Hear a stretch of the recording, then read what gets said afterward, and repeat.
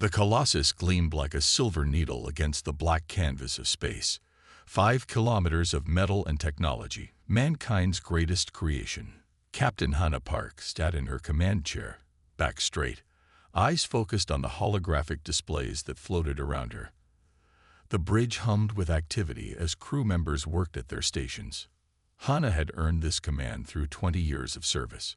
The small scar above her right eyebrow from a training accident, the slight limp from a rescue mission gone wrong. Every mark told a story of dedication to humanity's quest for the stars. All systems nominal, Captain, said Chief Engineer Ta Kim, his fingers dancing across his control panel. Quantum drives operating at peak efficiency. Ta had been with the project since they laid the first keel plate. No one knew the ship's systems better than him. His meticulous attention to detail had saved lives during the testing phase. Hannah nodded. Prepare for departure. Our mission to investigate the stellar anomaly begins now. The Colossus housed 10,000 souls, scientists, engineers, military personnel, and support staff. Many had families on board in the habitat sections. This wasn't just a ship, it was a traveling city, built to sustain life for decades if necessary. Disengaging docking clamps, announced the docking officer. A series of heavy thuds echoed through the hull as massive mechanical arms released the Colossus. For something so large, the ship moved with surprising grace as its propulsion systems engaged. The stars seemed to shift as the vessel picked up speed. Science Officer Junli approached the captain. His thin frame and perpetually disheveled hair gave him the appearance of someone who frequently forgot to eat while lost in research. The anomaly's energy signature is unlike anything we've encountered before. Initial scans suggest it might be artificial in nature. Artificial? Hannah's eyebrow raised. You mean constructed? Possibly. June pulled up a 3-dimensional model of the anomaly. See these energy patterns. They repeat with mathematical precision. Natural phenomena don't behave this way. Hannah studied the model. Keep analyzing. I want theories before we arrive. The journey to the anomaly would take 3 weeks at maximum sustainable speed. The crew settled into their routines. In the recreation areas, people played games and shared meals. In the labs, scientists prepared equipment for their upcoming research. In the engine rooms, engineers monitored the massive power plants that drove them forward. Navigator Minji Han ran another routine check of their course. Her eyes narrowed as she noticed something odd in the data. The stellar mapping program showed coordinates that shouldn't exist. That can't be right, she muttered, running a diagnostic. The system reported no errors, yet the coordinates made no sense. According to the readings, they were simultaneously in their current location and somewhere millions of light years away. Minji called over her supervisor, who confirmed the strange readings. Similar reports began coming in from other sections of the ship. Captain called Security Director Jin Kang from his station. His broad shoulders tensed as he studied his displays. We're detecting a structured pattern in the interference. This isn't random, it's a signal. Jin pulled up the interference pattern on the main view screen. What had seemed like random static now appeared as complex, repeating sequences. Is someone trying to communicate with us? Asked Hannah. Unknown, Jin replied. But whatever it is, it's getting stronger as we approach the anomaly. As days passed, the effects grew more pronounced. Equipment malfunctioned in strange ways. The ship's AI began translating the interference into sound, a haunting melody that made the hair on the back of people's necks stand up. 1 week from their destination, the dreams began. Crew members reported similar visions of a massive structure floating in space, pulsing with blue light. People who had never met described the same images. It's affecting our minds somehow, Dr. Yun Choi, the ship's chief medical officer, reported. Brain scans show unusual activity in the temporal lobe during these episodes. Hannah called a meeting of the ship's senior staff. Options. We could turn back, suggested Jin. Whatever this is, it's already affecting us from a distance. We're picking up transmissions from Earth, added Communications Officer Sung Park. They're detecting the signal too, though much weaker. This isn't just affecting us. Ta shook his head. The drives are showing microscopic changes in their quantum state. If this continues, we might lose propulsion altogether, so we might not be able to turn back even if we wanted to, Hannah concluded. She stood up, making her decision. We continue forward, but I want all non-essential personnel moved to the shielded central sections of the ship. As they approached the anomaly, the ship's sensors provided clearer images. What had appeared as a simple distortion in space revealed itself as a structure nearly twice the size of the Colossus, a massive ring composed of unknown materials, spinning slowly around an empty center filled with swirling energy. It's a gateway, breathed June, his eyes wide with wonder. The energy patterns, the structure, it's designed to create a stable wormhole. Built by whom? Asked Hannah. Not by any civilization we know of, Jun replied. The materials don't match anything in our database. The Colossus came to a relative stop 5,000 kilometers from the gateway. Launch bays opened, and sensor probes shot out toward the structure. No reaction from the gateway, reported Jin.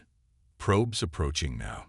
The crew watched in silence as the first probe entered the gateway's energy field. For a moment, nothing happened. Then the probe simply vanished. Probe 1 has disappeared from all sensors, announced the sensor operator. Wait, we're receiving data again, but the readings don't make sense. The probe is still transmitting, said Jung, studying the incoming data. But from somewhere else, the quantum signature has shifted completely. It went through, whispered Hannah. Where to? Unknown, replied June. But the data suggests a region of space with different physical constants. The probe is experiencing time at a different rate. Before they could analyze further, the gateway pulsed. A wave of energy washed over the Colossus, temporarily disrupting systems throughout the ship. When power stabilized, the gateway had changed. The swirling energy in its center had calmed, forming a smooth mirror-like surface. And in that surface, they saw something moving, shapes approaching from the other side.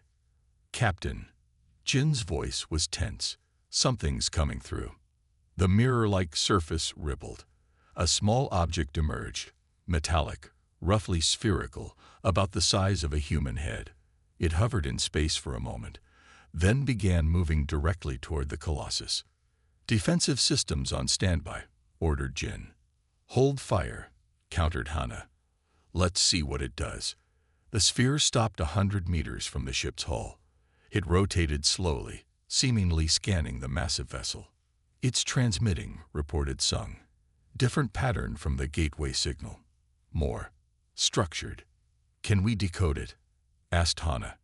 Working on it, Sung replied, his fingers flying across his controls. There's something familiar about the mathematical base.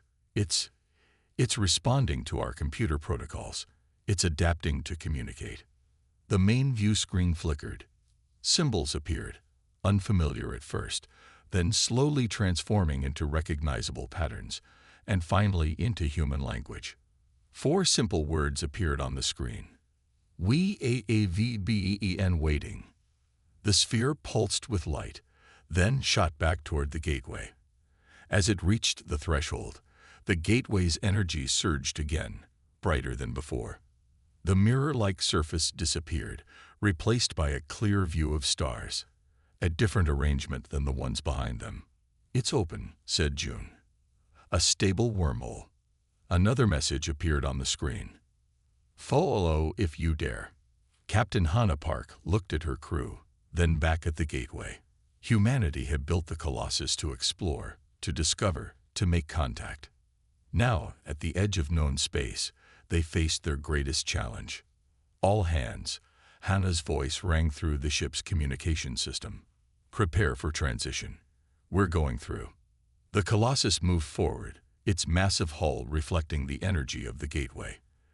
As the bow touched the threshold, reality itself seemed to bend around them. The stars stretched into lines of light, and the universe as they knew it fell away. Humanity's first step into the true unknown had begun. The Colossus shuddered as it emerged from the gateway. For a moment, all systems went dark. Then, one by one, the screens and lights flickered back to life. Captain Hannah Park gripped her command chair, waiting for her vision to clear. "Status report," she ordered, her voice steady despite the lingering dizziness. "All systems recovering," said Chief Engineer Ta. "Minor damage to outer hull sections. No casualties reported." The bridge crew worked quickly to restore full functionality. Navigator Minji took the first clear readings of their new position. "Captain, I don't know where we are. These stars don't match any known configurations." Hannah looked at the main view screen.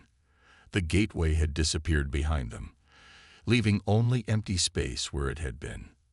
Ahead lay an unfamiliar starfield, dominated by a brilliant blue-white star. "Full sensor sweep," Hannah ordered. "I want to know everything about where we've landed." Science Officer June studied the incoming data. Breathable atmosphere on the third planet. Signs of advanced technology. Energy readings consistent with spacefaring civilization. "Captain," called Tactical Officer Dayun suddenly. "Multiple vessels approaching from the direction of the third planet." "Defensive posture," Hannah ordered, "but no weapons active. First contact protocols in effect." The crew watched as the sensor display tracked the approaching ships. There were 12 of them, moving in a formation that suggested military training. "Configuration unknown," reported Da. "They're small." "Define small," Hannah said. "The largest is approximately 400 meters in length, barely a tenth the size of the Colossus." On the main view screen, the approaching fleet became visible. The ships were unlike anything human engineers had ever designed. They resembled giant crystals, translucent, with internal structures that glowed with changing colors. They moved with incredible grace, as if dancing through space rather than flying. "Beautiful," someone whispered. "They're scanning us," reported Jin, the security director. Their energy signatures just spiked. Communications Officer Su Choi's console lit up suddenly. "We're receiving a transmission, Captain. It's complex. The universal translator is having trouble with it." "Put it through," Hannah ordered. At first, they heard only musical tones, rising and falling in patterns too perfect to be random. The ship's AI worked to decode the sounds, searching for linguistic patterns. "It's a language," said Sue. "The AI is adapting. Wait, we're getting something." The musical tones continued, but now words appeared on screen. "Unknown vessel, hail to your a peepgar oij." "Open a channel," said Hannah. "Transmit standard first contact greeting in all formats." The ship sent out a carefully designed message. Mathematical sequences, basic scientific constants, and simple images designed to convey peaceful intent. "They're responding," said Sue. "They're requesting visual communication." "Granted," Hannah replied, straightening her uniform. A holographic projection materialized on the bridge, a slender, luminescent being with translucent skin and 4 arms. It floated within the projection field, its body giving off gentle pulses of light that seemed to match its speech. It spoke in those same musical tones, which the ship's AI now translated more smoothly. "Unknown vessel, you have entered silfid space. Identify yourselves." Hannah stepped forward. "I am Captain Hannah Park of the Earth vessel Colossus. We come in peace from a planet called Earth, through the gateway. We are explorers." The alien seemed to study her, its large, pupil-less eyes blinking slowly. The being's skin was so translucent that Hannah could see what appeared to be circulatory and nervous systems glowing beneath the surface. "I am Ambassador Trill of the Silfid Concord," the alien replied. "Your presence is unexpected. No species has used that ancient gateway in 10,000 cycles." Trill's head tilted in what seemed like confusion. Its gaze moved beyond Hannah, taking in the bridge and crew. "Your warship is larger than any in the known galaxy. Why have you brought such a weapon to our home?" The question caught Hannah off guard. "Not a warship," she corrected. "The Colossus is an exploration vessel." Trill's skin flashed with patterns of light. An exploration vessel with energy readings consistent with planetary bombardment capabilities, with armor thicker than our defensive stations, with a crew larger than most of our colonies. On the tactical display, Hannah noticed the alien ships had adjusted their formation, surrounding the Colossus in what could only be described as an attack position. Our vessel is designed for long-term, self-sufficient exploration, Hannah explained carefully. Its size allows us to carry all necessary supplies and scientific equipment. We designed it to survive unknown dangers, not to threaten others. Your species builds quite differently than the Concord, Trill observed. We value efficiency and harmony with space itself. Your vessel seems designed to impose its will. Jin leaned toward Hannah. Captain, their ships are powering up what appear to be weapon systems. Hannah nodded slightly, acknowledging the information without taking her eyes off Trill. Ambassador, I assure you we have no hostile intent. We came through the gateway seeking knowledge and friendship. Your assurances are noted, said Trill. However, protocol demands caution. You will power down your propulsion and weapon systems while we verify your claims. Hannah heard Jin inhale sharply beside her. Powering down would leave them vulnerable. Ambassador, Hannah replied carefully, as a gesture of goodwill, I am willing to power down our forward propulsion. However, our defensive systems must remain active as a standard safety protocol. I hope you understand that in our position, meeting an unknown species, some caution is also reasonable on our part. Trill's skin darkened slightly. Your caution is a vessel that could devastate our entire fleet with minimal effort. Our caution is simply asking you to demonstrate peaceful intent. The tension on the bridge grew palpable.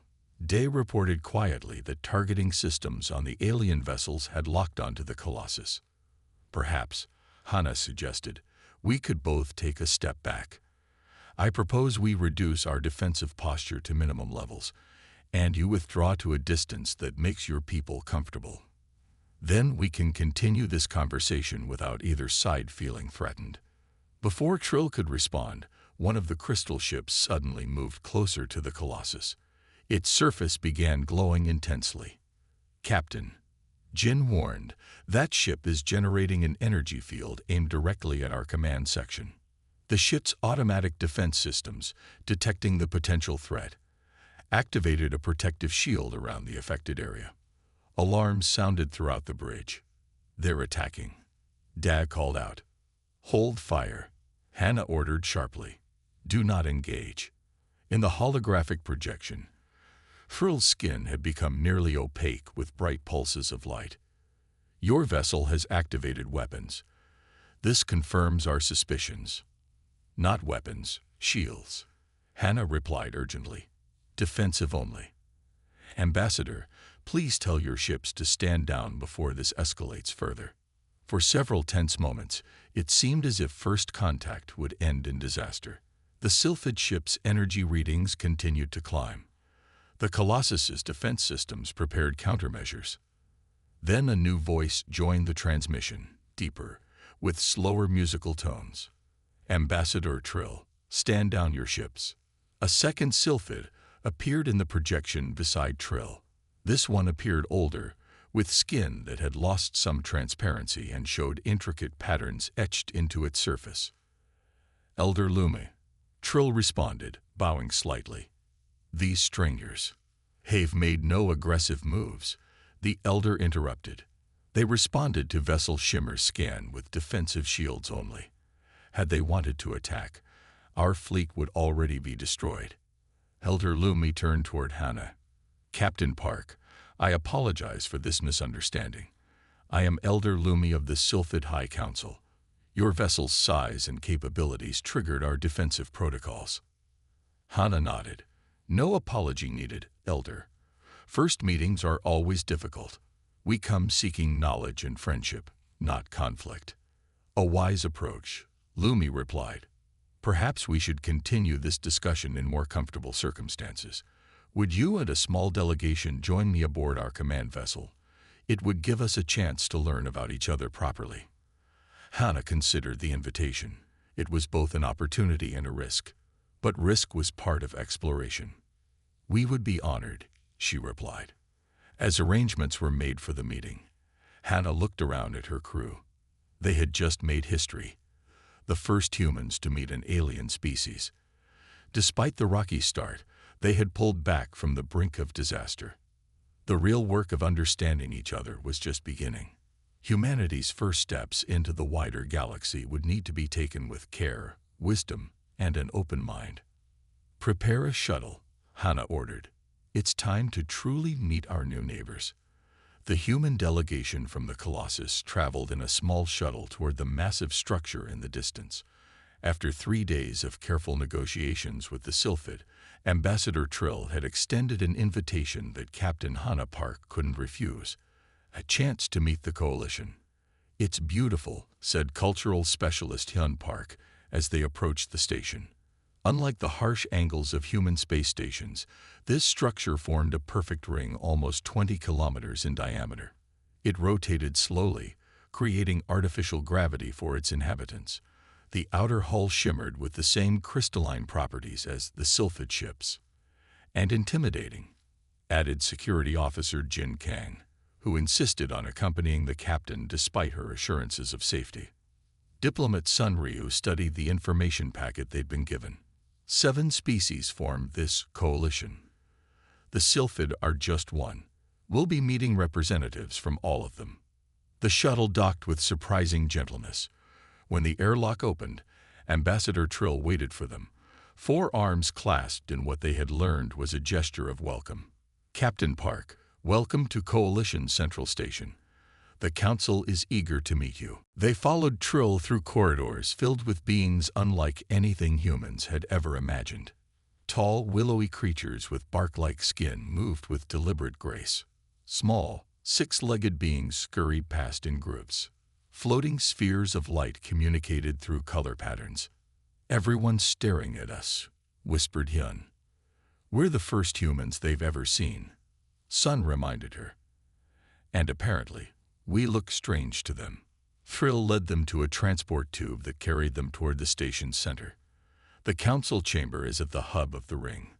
All important decisions affecting Coalition space are made there. The tube exited into a vast, circular room. A raised platform in the center held 7 ornate seats arranged in a circle. Around them, terraced seating held hundreds of observers from various species. "The full council rarely convenes," explained Trill, "but your arrival warrants special attention." As they entered, a hush fell over the chamber. Trill guided them to a position before the council seats. 7 beings, each representing a different species, studied the humans with obvious curiosity. Elder Lumi, who had helped defuse the initial confrontation with the Silphid fleet, nodded to Hannah from one of the seats. "Captain Park, welcome. We have much to discuss about your unexpected arrival in our space." Hannah stepped forward. "Thank you for welcoming us, Elder. My crew and I are honored to be the first humans to meet the Coalition." A reptilian being with iridescent scales leaned forward in its seat. Its voice came through Hannah's translator with a slight delay. "Tell us of your vessel, Captain.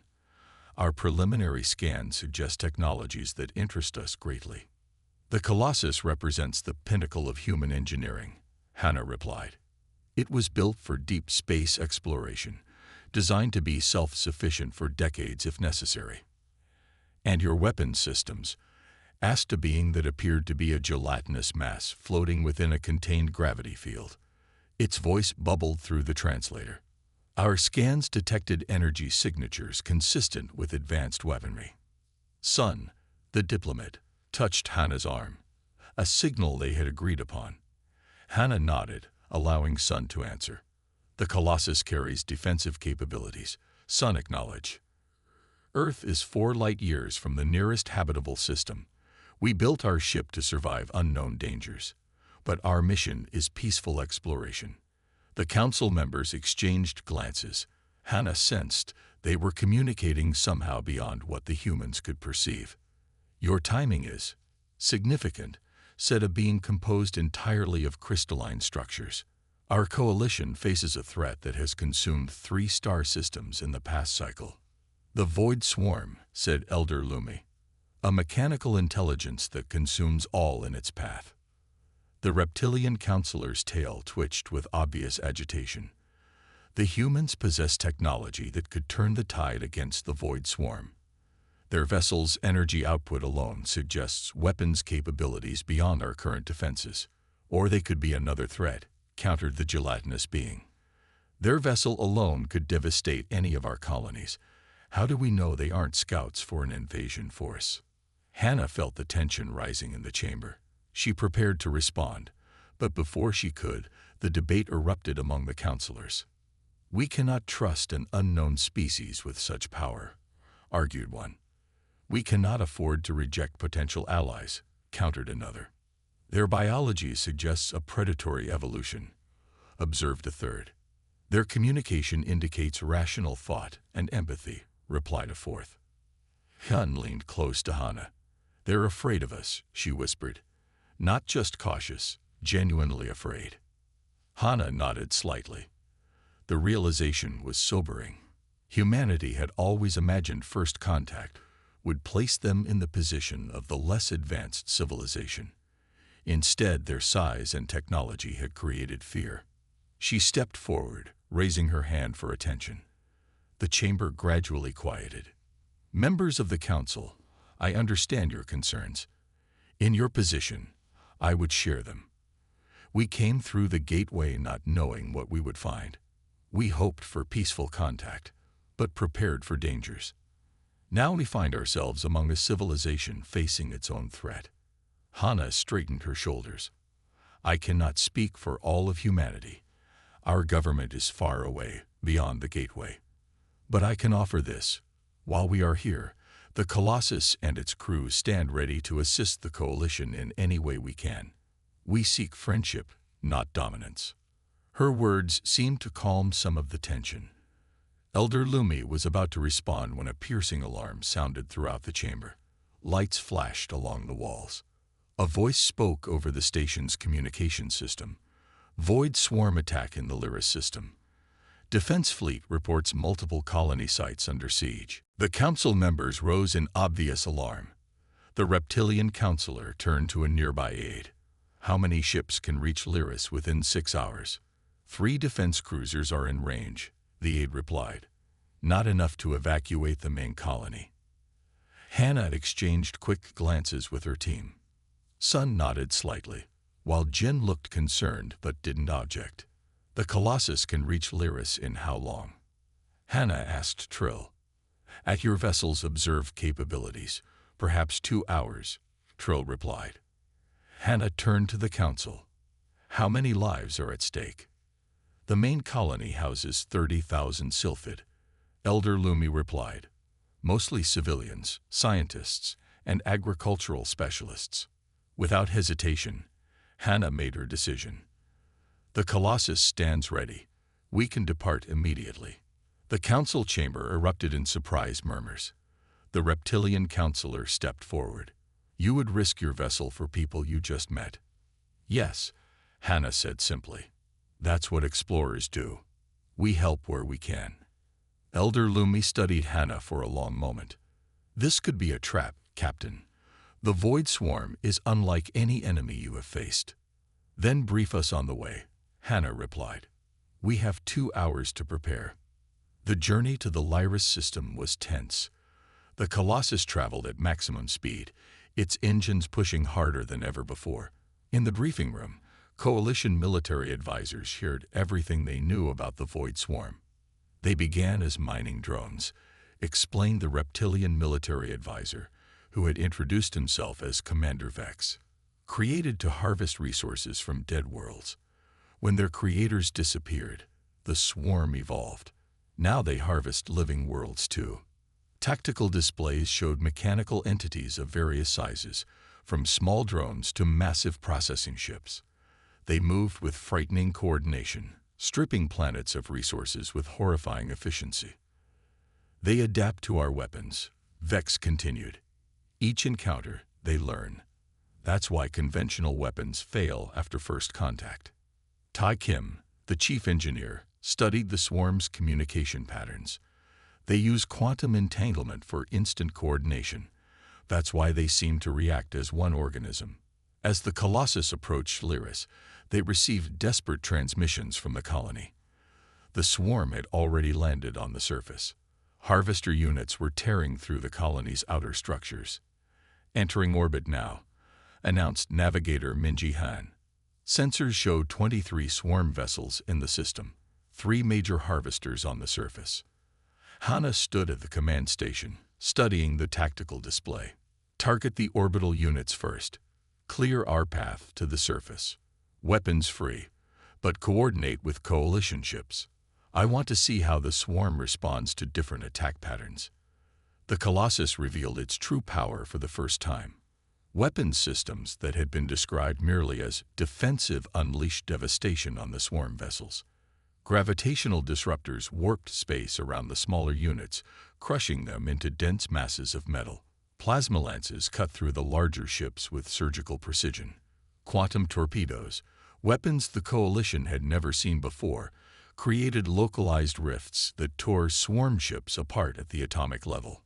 Commander Vex watched from the auxiliary tactical station, his reptilian eyes wide with amazement. "Your exploration vessel fights well, Captain." "We build thoroughly," Hannah replied without taking her eyes off the display. "Prepare landing forces. We need to get those people off the surface." The battle for Lyris lasted 14 hours. The Colossus coordinated with coalition ships, teaching them effective patterns to confuse the swarm's collective intelligence. Human Marines fought alongside silfid defenders, protecting evacuation routes from the surface. When it was over, 28,000 colonists had been saved. The Colossus had sustained damage but remained operational, and the Coalition's view of humanity had fundamentally changed. As they returned to Coalition Central Station, Elder Lumi joined Hana on the bridge. "Your actions speak louder than any words, Captain Park. The Council will hear of this." Hana looked at her crew, tired, some injured, but proud of what they had accomplished. "We came to explore and learn, Elder. Today, we did both." The Coalition Central Station buzzed with activity. After the successful defense of Lyris, the mood had shifted from suspicion to cautious hope.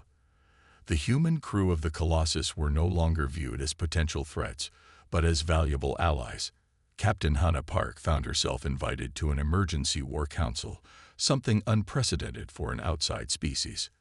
"Captain Park, please join us," said Elder Luma, guiding Hana into a secure chamber deep within the station. Around a large circular table sat representatives from all 7 coalition species. Military officers in various uniforms studied tactical displays showing void swarm movements across 3 star systems. A tall, slender being with silver skin stood at the head of the table. 4 glowing spots on its chest pulsed in rhythm with its speech. "Captain Park, I am Admiral Zephyr of the Coalition Defense Force. Your actions at Lyris were impressive." Hana nodded respectfully. "Thank you, Admiral. I've brought my chief science and engineering officers, if you don't mind." Science Officer Jun Lee and Engineer Ta Kim entered behind her, carrying data tablets from the Colossus. They had spent the last 3 days analyzing everything they had learned during the battle. Admiral Zephyr gestured to the central display. "The Void Swarm has changed course. They're abandoning their push into the Meridian sector and redirecting toward Coalition Central. They seem to have identified the Colossus as a primary threat." "They're learning," said Commander Vex, the reptilian officer who had fought alongside them at Lyris. "That's what makes them so dangerous. Their computational power outmatches our predictive capabilities." June studied the display, his eyes narrowing. "May I?" he asked, gesturing to the control panel. Admiral Zephyr nodded. June connected his tablet to the system, uploading data collected during the battle. "Look here," June said, highlighting patterns in the swarm's movements. "During the battle, we recorded their response times to different attacks. There's something interesting." The display showed hundreds of swarm units moving in perfect coordination, adapting to coalition tactics within seconds. They communicate via quantum entanglement. Jun explained. That's how they coordinate so perfectly. But look at this pattern here.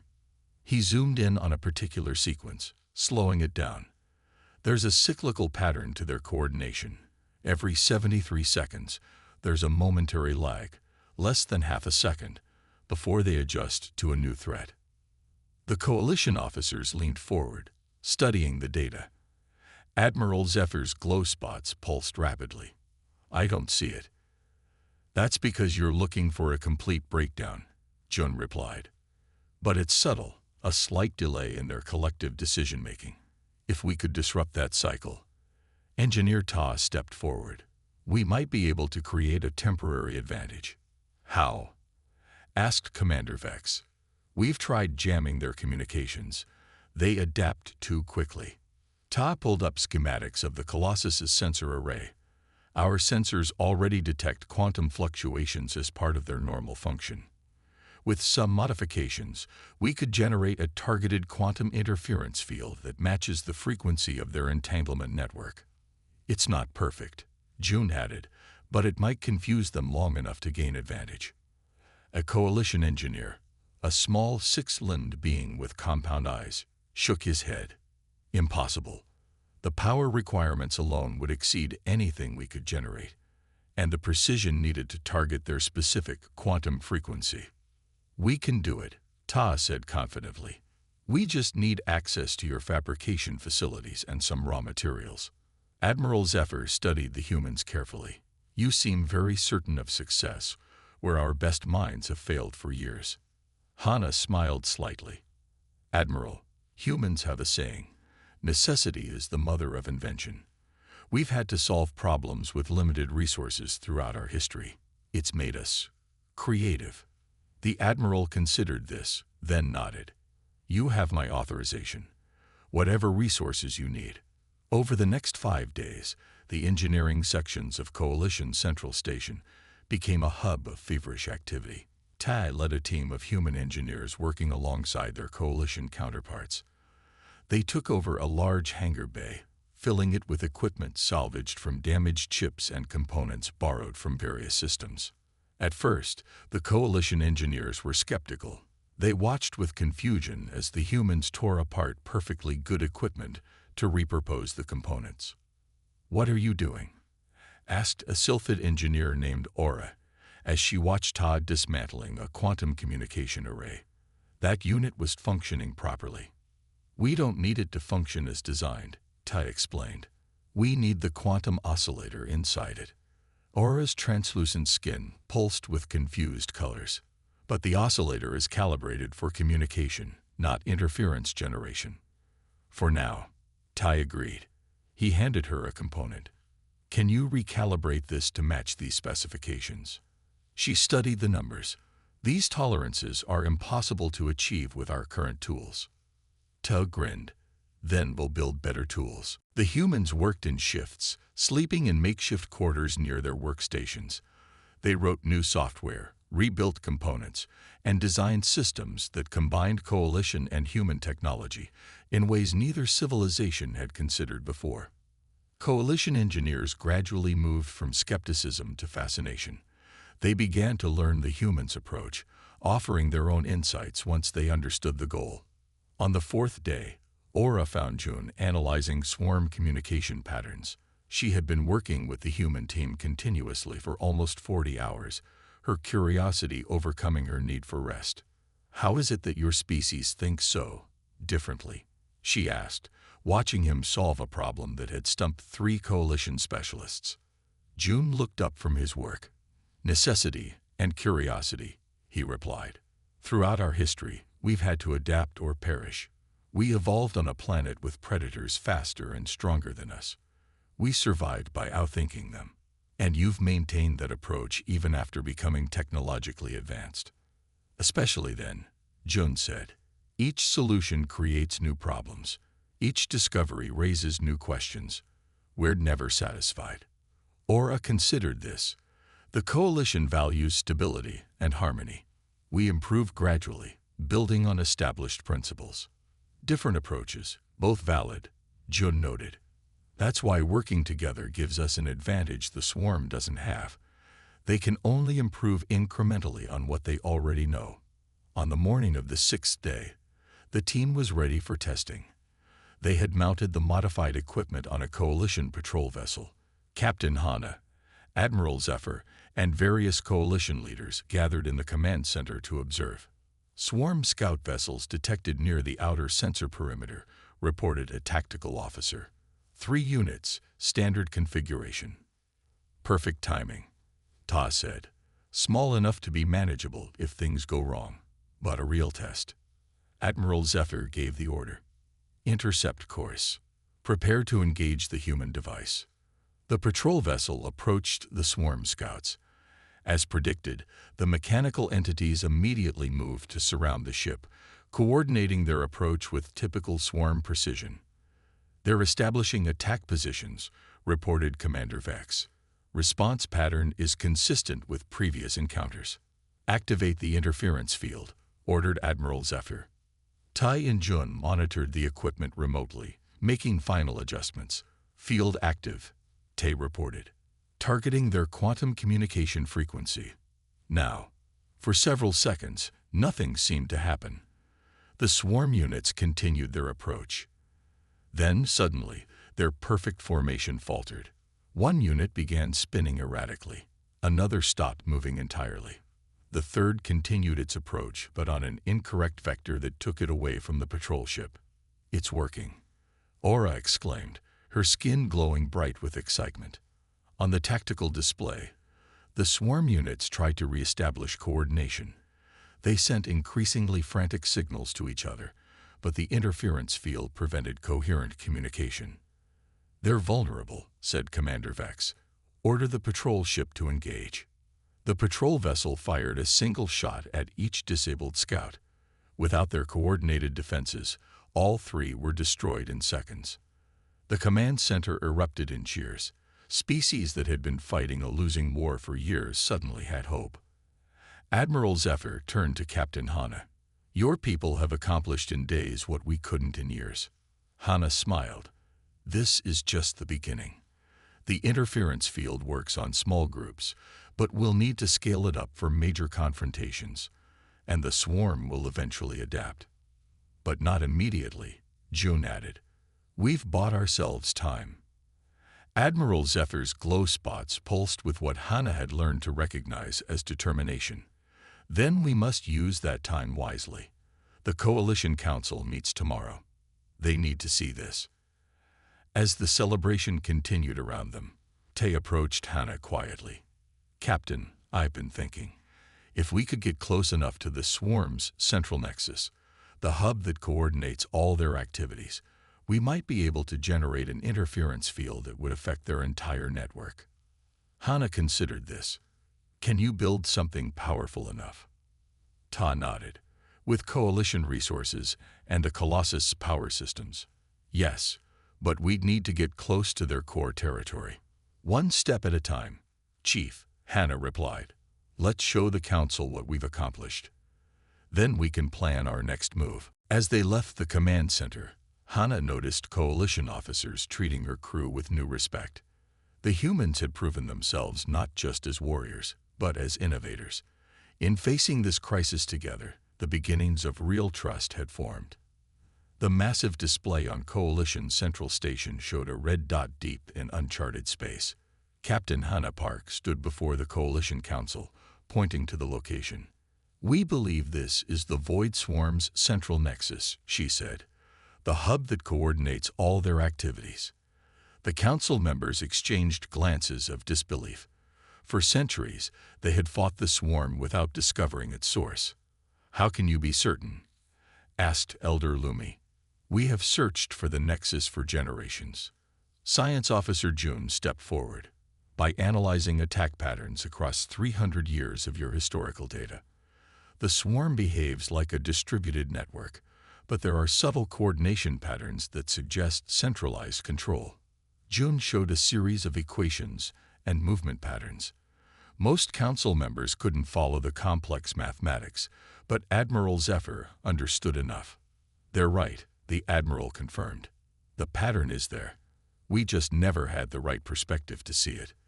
The reptilian commander Vex leaned forward.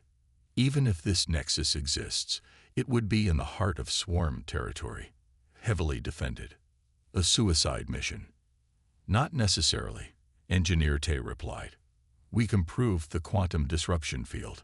With the Colossus's power systems, we can generate a field strong enough to temporarily disable swarm units within a large radius. Temporarily, repeated the gelatinous counselor. And then what? Then we strike at the heart, Hannah said simply. One decisive blow to end the threat. After 2 days of debate, the Council approved the mission. The Coalition assembled their largest fleet in 50 years, 100 ships of various sizes and capabilities. But everyone knew the Colossus would be the tip of the spear. The night before departure, Hannah couldn't sleep. She walked the quiet corridors of her ship, checking in with crew members preparing for battle. In engineering, she found Ty still working on the disruption field generator. You should rest, Chief, she said. Ty looked up from his work, dark circles under his eyes. I'll rest when we're done, Captain. I need to squeeze every bit of power I can from the system. Will it work? It has to, he replied. In the morning, the combined fleet departed. The journey would take 8 days. Traveling through areas of space the Coalition had abandoned to the swarm years ago. Scouts reported increasing swarm activity as they approached the target. On the 7th day, Admiral Zephyr joined Hannah on the Colossus Bridge for final planning. Once we enter the nebula, we'll face at least 500 swarm vessels, the Admiral said. Your ship will lead the assault while our faster vessels draw off their defenders. Hannah studied the tactical display. The nebula will limit sensor range. We'll need tight formation until we confirm the nexus location. This plan risks everything on one strike, Zephyr noted. If we fail, we won't, Hannah said firmly. On the final approach, Hannah addressed the combined Coalition and human forces. Her voice transmitted to every ship in the fleet. This mission is unlike any other in our histories, she began. Today we fight not just for humanity or the Coalition, but for all sentient life. The Void Swarm threatens everything we value. Freedom, growth, creativity.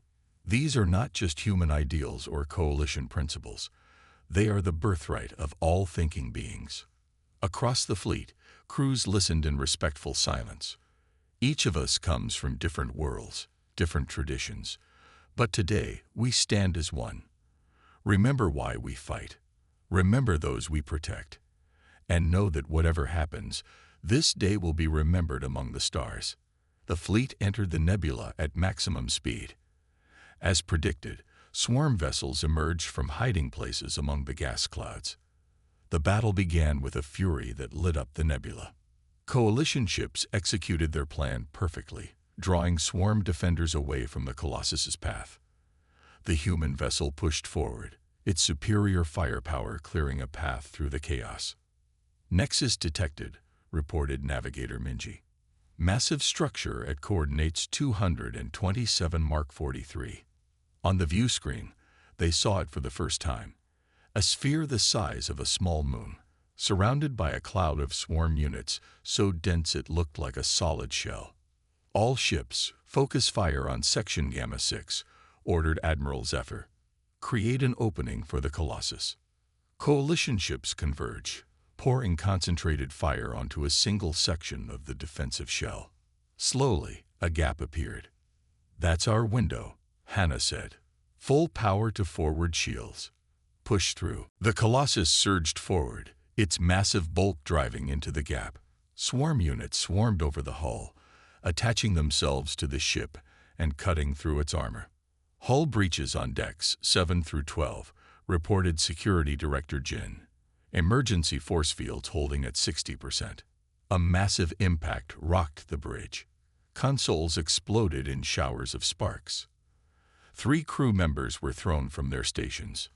Direct hit to main power distribution, called Engineer Tai over the comm. Redirecting through secondary systems. Hannah gripped her command chair as the ship shuddered around her. Distance to target. 5,000 kilometers in closing, replied Minji, wiping blood from a cut on her forehead. Another explosion tore through the lower decks. Engineering sections reporting critical systems failures. Jin announced.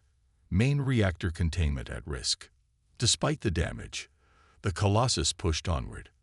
The Nexus grew larger on the view screen, its surface covered with complex patterns that pulsed with energy. 1,000 kilometers, reported Minji. We're within range. Hannah opened a channel to engineering. Ta, status on the disruption field. Ready, Captain, came the strained reply. But it will drain our remaining power. We'll have nothing left for weapons or shields. We have one shot at this, Hannah told her wounded crew. Make it count. The Colossus approached the Nexus surface. Swarm units continued their assault, tearing at the ship's hull like metal insects. Activate disruption field, ordered Hannah. Tai initiated the sequence. The Colossus's remaining power flowed into the field generator. A wave of quantum energy burst from the ship in all directions. Across the battlefield, swarm units faltered. Those attached to the Colossus's hull froze in place. Field effective, reported Jun. But we have maybe 2 minutes before they adapt. Target the Nexus core, Hannah ordered. All remaining quantum torpedoes. Tactical Officer Day, his console partially destroyed, moved to an auxiliary station. Targeting complete. Torpedoes ready. Fire. The Colossus launched its final weapons, 12 quantum torpedoes streaking toward the Nexus surface. They struck in sequence, each impact deeper than the last. The Nexus surface began to crack, revealing the computational core beneath. Direct hits, reported Da, reading massive energy fluctuations within the Nexus. On the view screen, they watched as the cracks spread across the Nexus surface. Light poured from the fractures as the structure began to collapse from within. Get us out of here, Hannah ordered. Everything we have left to engines. The Colossus turned away from the disintegrating Nexus, its damaged engines struggling to generate thrust. Behind them, the Nexus imploded, releasing a shockwave that overtook the retreating ship. The impact threw everyone to the deck. Emergency lights flickered and died. For several terrifying minutes, the Colossus drifted in darkness. Slowly, backup systems came online. Damage reports flooded in from all sections. The ship was crippled but intact. Status of the swarm, Hannah asked as soon as communications were restored. Admiral Zephyr's voice came through, distorted but clear enough. Deactivated. All of them. Whatever you did, it worked. The swarm units just shut down. Across the battlefield, coalition ships reported the same phenomenon. Swarm units drifting powerless. No signs of reactivation. No coordinated response. It took 3 months to repair the Colossus enough for space travel. Coalition engineers worked alongside the human crew, learning from each other as they rebuilt damaged systems. The ship would never be the same. Battle scars marked its hull, and some sections were sealed permanently, but it could take them home. On the day of departure, coalition representatives from all 7 species came aboard for a formal ceremony. The council chamber on Coalition Central had been too damaged in the war, so they gathered in the Colossus' repaired main hangar. Ambassador Trill, now elevated to High Council status, approached Captain Hannah. The silfid skin glowed with formal patterns as he presented her with a crystal sphere. This contains star charts of all Coalition space, Trill explained, and an encoded message for your leaders. The Coalition formally extends an invitation to humanity to join our alliance as equals among the stars. Hannah accepted the gift. I will deliver your message, but I cannot speak for all humanity. We understand, said Elder Lumi, but you have spoken through your actions. Your people have proven that strength comes in many forms. We would be honored to call humans our allies. As the Colossus approached the gateway that would take them home, Communications Officer Sue prepared a message. After weeks of careful drafting, reviewing every word with diplomatic precision, it was time to contact Earth.